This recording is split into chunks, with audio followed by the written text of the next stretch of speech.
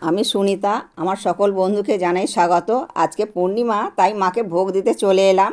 সত্য ঘটনা অবলম্বনে আরও একটা ঘটনা নিয়ে চলে এলাম।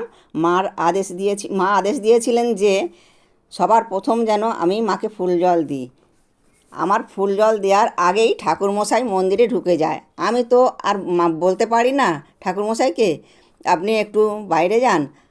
আমার বিবেকে যেন একটু লাগছিল এই কথাটা বলতে, কিন্তু আমার মন স্থির হচ্ছিল না। বারে বারে মনে হচ্ছিল মা কি না কি ঘটনা ঘটিয়ে দেবে।